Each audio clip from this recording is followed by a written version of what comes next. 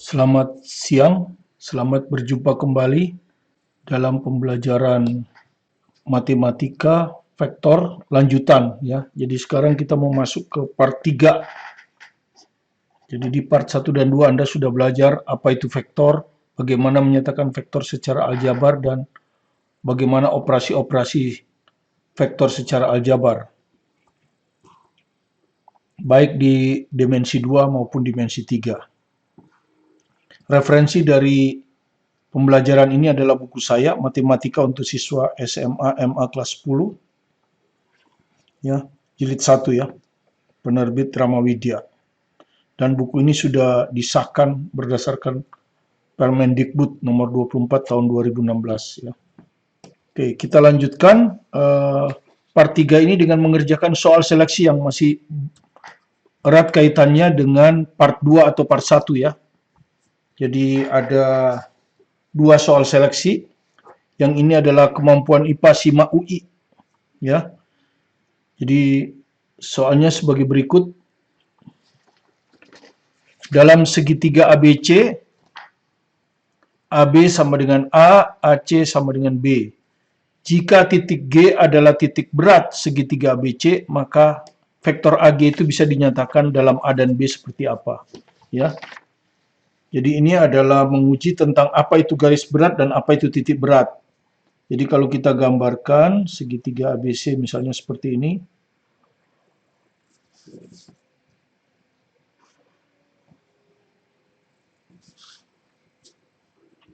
Ya, di sini ini titik A, misalnya ini titik B, ini titik C. AB sama dengan A ya, jadi ini AB, AB itu ke sana ya. Nah, ini sama dengan A. Ya. Kemudian AC, AC yang ini ya. Sama dengan B. Jadi ini bukan vektor posisi ya, karena ini dinyatakannya dengan satu huruf, jadi lebih baik kita tidak pakai vektor posisi di sini. Oke, kemudian titik berat itu adalah pertemuan dari garis berat. Misalnya kita ambil garis berat dari yang membagi BC menjadi 2 bagian ini ya. Jadi ini namanya garis berat. Ya. Nah AD ini namanya garis berat. Ya, ini namanya garis berat. Garis berat adalah garis yang membagi sebuah sisi segitiga menjadi 2 bagian yang sama besar. Ya, kemudian kalau kita buat lagi garis berat dari di sisi AC, ya, misalnya ini E, maka AE ini juga adalah garis, BE ini juga adalah garis berat. Ya, dia juga akan membagi 2 sisi AC ini. Jadi ini EC akan sama dengan EA. Nah, pertemuan kedua garis berat ini, inilah yang disebut dengan titik berat. Di sini adalah G, ya. G. Nah, dalilnya ini titik berat ya, jadi titik berat itu G ya. Jadi titik beratnya itu G. Kemudian kalau kita tarik dari ini AD, dari titik sudut, ini akan sama dengan 2:1. Itu ketentuannya ya. Ketentuannya. Nah, sedangkan yang ini dengan ini, itu sama ya. Nah, sekarang tentu yang kita cari adalah vektor BC ya. Vektor BC, tapi kita nggak pakai titik vektor posisi ya, BC. Nah, kalau kita lihat ini kan A ke sana nyambung dengan BC. Ini akan sama dengan AC. Ya, jadi AC sebagai penutup nih ya. Kalau Anda lihat AC ini yang menutup. Ya. Jadi AC yang menutup. Jadi AB ya, AB vektor ditambah BC vektor. Ya, ini akan sama dengan AC vektor. Ya, vektor penutup. Ya, jadi Anda lihat ini sama kan? Jadi yang diambil ujung-ujungnya. AB adalah A. BC, ini yang mau kita cari ya. Vektor BC ini yang ini kan. Nah, ini vektor BC kan. Itu yang mau kita cari ya. Vektor BC sama dengan AC. AC adalah B. Jadi dari sini kita dapat BC adalah B vektor dikurang A vektor. Ya, udah kita dapat ya BC.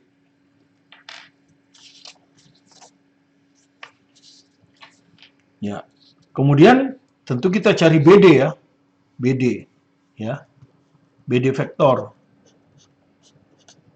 Nah, karena ini sama, berarti BD vektor ini akan sama dengan setengah BC vektor, ya, arahnya sama ya. Ini BD vektor kan. Nah, ini BD vektor. Setengah BC ya. Jadi BD itu adalah setengah BC. Jadi kalau kita masukkan BC adalah B kurang A. Jadi setengah B kurang A. Ini adalah BD ya. BD. Nah, setelah tahu BD tentu kita harus cari AD kan. Karena yang kita ditanyakan AG. Yang ditanya itu AG vektor ini ya. Ini yang ditanya ini. Nah, ini yang ditanya AG vektor ya. AG vektor itu ya. Atau kita kasih merah aja biar jelas ya. Ini yang ditanya AG vektor. Ya, jadi untuk mengetahui AG vektor kita cari dulu AD vektor. Ya, AD vektor. Ya, jadi kalau Anda lihat AD ini adalah AB tambah BD kan? Sesuai dengan yang kita bilang kemarin kan? AD itu adalah AB tambah BD. AB ditambah BD. Ya, kalau Anda lihat B-nya hilang kan? Sehingga sama dengan vektor ujung-ujung ini. AB adalah A. Ini ya, A. AB adalah A. BD tadi ini udah kita dapat ya. Setengah B dikurang setengah A. Jadi dari sini kita dapat AD ya. A dikurang setengah A, setengah A ditambah setengah B. Nah, ini AD. Jadi AD udah dapat ya. Nah, AG, ini 2, ini 1. Berarti AD 3 kan? Berarti AG itu 2/3 dari AD. Nah, ini yang ditanya kan. Ya, tinggal kita masukkan. AD ini setengah A ditambah setengah B. Nah, kita tinggal masukkan begini kan. Maka hasilnya kalau kita kalikan 2/3 kali setengah, 2-nya coret 1/3 ya. Jadi 1/3, ini juga kalau kita coret 1/3, jadi 1/3 A ditambah B. Inilah AG.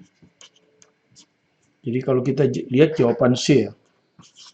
Jadi jawabannya ini C. Ya. Saya harap Anda mengerti itu nomor 9 ya. Sekarang kita lanjutkan nomor terakhir dari ayo kerjakan soal seleksi ya. Kita ambil dari soal entrance examination Singapura ini ya. Ujian masuk perguruan tinggi di Singapura ya. Garis X plus Y sama dengan 4. Membagi garis yang menghubungkan titik-titik min 1,1 dan 5,7 dalam rasio. Ya, jadi saya gambar dulu garis min 1. Taruhlah ini A ini min 1,1 ya. Taruhlah A itu min 1,1. Ya. Ini B 5,7 misalnya ya. Jadi ini misalkan titik A, ini titik B. Nah, ini adalah garis yang menghubungkan titik A dan B. Nah, ini akan dipotong oleh sebuah garis. X plus Y sama dengan 4. Nah, dipotong. Misalnya ini titik P. Ya, tentu ada koordinatnya kan. XP, YP kan gitu. Yang memenuhi ini. XP tambah YP harus sama dengan 4 ya. Kalau kita ini XP, jadi XP ditambah YP harus sama dengan 4. Kenapa? Karena titik P ini ada di garis ini. Jadi harus memenuhi persamaan ini. Nah, dalam rasio, misalkan ini adalah M. Misalkan saja. Ini M, ini N. Nah, maka yang ditanyakan rasio ya. M banding N itu sama dengan berapa? Gitu kan? Ya. Yang ditanya itu M banding N ya. M banding N rasionya berapa? Ya. Nah, ini kita bisa pakai vektor posisi karena titiknya tidak dibilang. Kalau tadi kan tidak. Titik A tapi vektornya malah C gitu kan ya. Oke. Jadi pertama P, X, Y memenuhi X plus Y sama dengan 4 ya. Ya, ini tadi memenuhi karena dia terletak situ. Terletak pada segmen garis AB, P ini kan terletak pada segmen garis AB. Dia membagi garis AB ya dengan perbandingan M banding N. Ya, jadi saya bikinlah AP vektor kan, AP vektor itu ke sana. Ya, AP vektor ke sana. PB vektor juga ke sana. Ya, jadi AP vektor banding PB vektor itu M banding N. Nah, ditanyakan M banding N ini berapa? Kemarin kan gitu, ini P kan. Ya. Ya, nanti ini P, maka ini adalah rumus segmen garis. Titik A kalau ditulis dalam vektor kolom adalah min 11, titik B adalah 57. Ya, kalau kita lanjutkan ke sini, maka saya salin lagi ya, atau langsung aja di sini ya. Ini vektor P kan, vektor P, maka langsung dengan sesuai dengan rumus segmen garis, vektor P akan sama dengan, ya, yang ini kali ini vektor B, M kali B, kan gitu ya, ditambah, ini kali ini, A ini ya, A. Nah, A kali N. N kali vektor posisi A. Dibagi jumlah rasio ya, M plus N. Dua-duanya positif. Anggap aja arah ke kanan positif kan. Jadi ini M, ini juga M. Tapi kalau misalnya ini ke sini, nah ini min N. Tapi kan searah. Oke. Kita hitung sekarang ya. Ini kita bisa keluarkan 1/M plus N. Ya. Ya begini kan, gini. M kali B. B-nya itu adalah 57 ya. 57. 57. Ditambah N kali B ya. N kali, N kali A. A ini, min 11 ya. Min 11. Begini.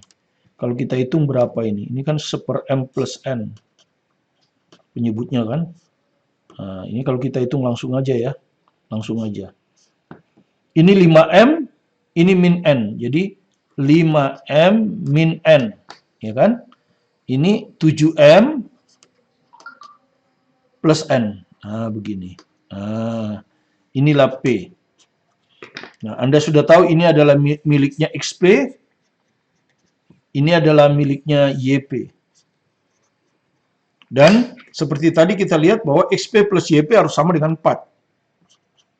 XP ditambah YP harus sama dengan 4. Kenapa? Karena titik P ini terletak pada garis ini. Ya, X plus Y sama 4. Masukkan sekarang XP ini. 5M min N per M plus N. Ya. Ditambah YP-nya yang ini. 7M plus N per M plus N. Nah, sama dengan 4, ya kan? Nah, udah kalikan aja dengan M plus N ya. Kalikan dengan M plus N. Karena penyebutnya udah sama ya. Jadi ini kalau dikalikan M plus N, sisa 5M min N. Ini kalau dikalikan M plus N, sisa 7M plus N. Yang ruas kanan dikalikan. 4 kali M tambah N. Nah, begini ya. Terus, min N tambah N hilang. 5M tambah 7M, 12M.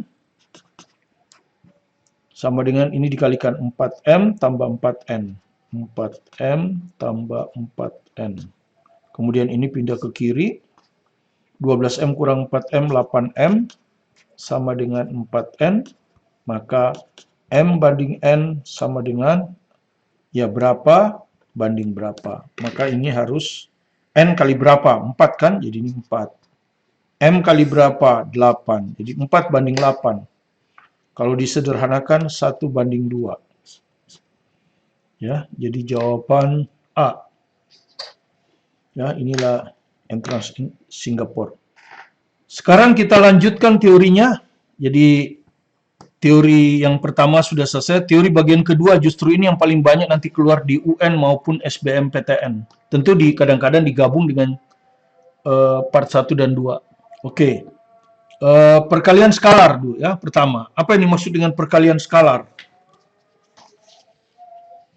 Notasinya A dot, ini dot bacanya ya. A dot B itu akan sama dengan besar dari A kali besar dari B kali cos theta. Ini definisi ya. Nah, ini besar dari A. Cos theta, theta adalah sudut antara vektor A dan vektor B. Oke. Dan ini kalau Anda hitung, ini bilangan biasa. Besar dari A angka, besar dari B angka, cos theta. Ini bilangan biasa ya. Makanya disebut skalar. Nah, tentu Anda sudah tahu di segitiga, sudut ini hanya ada 3. Kalau tidak lancip, tumpul, ya 90. Ya. Dan itu kalau kita lihat di ruas kanan, ini positif, tergantung dari tanda cos theta. Kalau lancip, tetanya antara 0 sampai 90 atau kita sebut kuadran 1. Cos theta positif. Sehingga kalau cos theta positif, maka A dot B juga positif. Kalau theta tumpul, artinya sudutnya begini kan. Nah, tumpul itu begini. Sudutnya lebih besar 90 tapi lebih kecil 180. Maka cos theta-nya di kuadran 2 akan negatif. Nah, karena cos theta negatif, maka dotnya juga akan negatif. Nah, yang ketiga ini yang paling penting. Kalau dia tegak lurus. Jadi ini misalnya A di sana, B-nya ke sana. Tegak lurus, berarti sudutnya 90. Jadi cos theta cos 90 0. Maka kalau kita kalikan A dot B, cos theta-nya 0. Jadi 0. Nah, ini yang paling penting. Jadi dua vektor tegak lurus kalau A dot B sama dengan 0. Itu ya. Nah, kemudian hubungan besar vektor dan perkalian skalar. Jadi kalau A di dot dengan A itu sama dengan besar dari A kuadrat. B di dot B itu besar dari B kuadrat. Nah, kalau dua vektor satuan, ini dua vektor satuan ya. Vektor satuan itu vektor yang besarnya 1. Ya, ini dua vektor satuan ya. Nah, kalau vektor satuannya tidak sejenis, I dot J sudutnya kan 90. Maka I dot J-nya 0. Tapi kalau sejenis I dot I, J dot J, K dot K, itu sudutnya 0 derajat. Maka besarnya 1. Jadi kita bisa simpulkan, perkalian skalar dua vektor satuan sejenis sama dengan 1. Jadi I dot I, J dot J, K dot K itu sama dengan 1. Nah, bagaimana kalau dua vektor satuannya tak sejenis, misalnya I dot J, atau I dot K, atau J dot K, sama dengan 0, karena sudutnya 90. Ya. Yang ketiga, hasil kali skalar dalam bentuk komponen.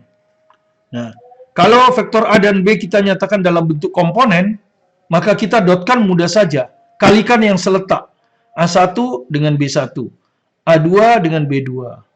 A3 dengan B3. Jadi hasil perkalian skalarnya adalah A1 kali B1 ditambah A2 kali B2 ditambah A3 kali B3. Prinsipnya hanya dikalikan yang seletak.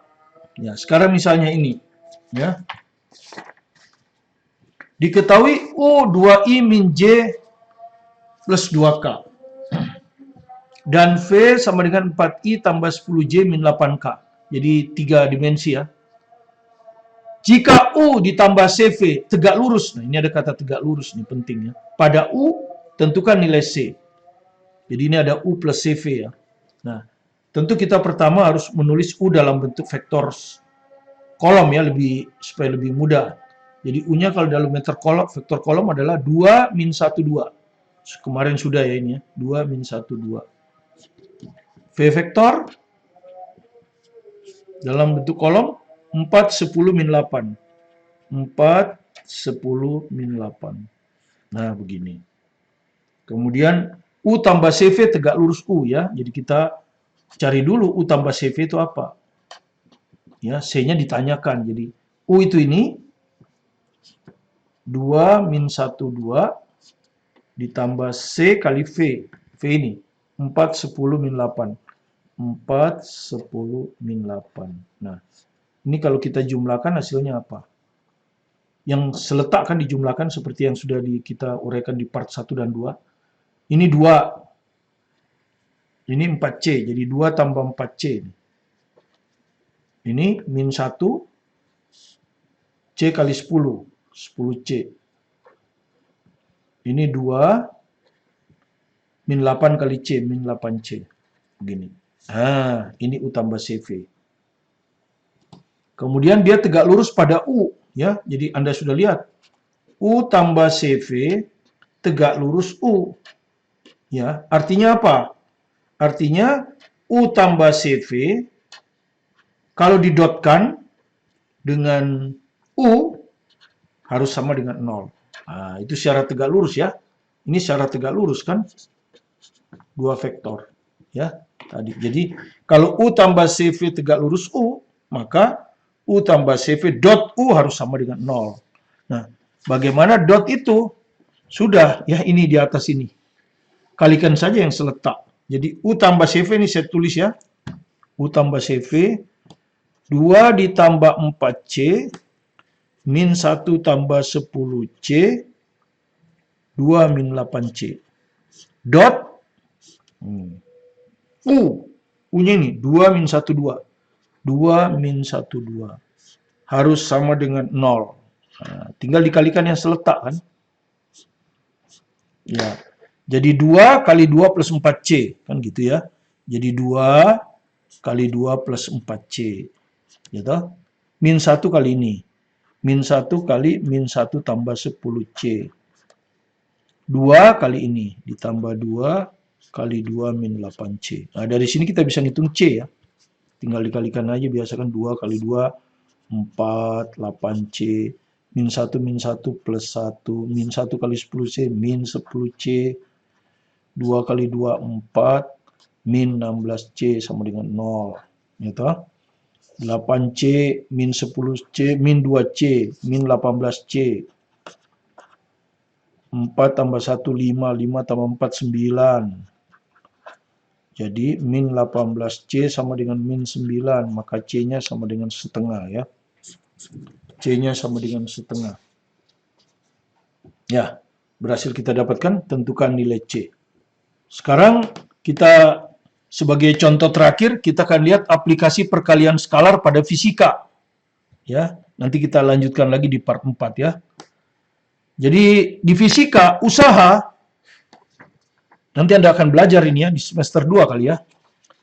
Ya, di semester 2 ini Anda akan belajar, nanti juga saya akan ulas di fisika ini.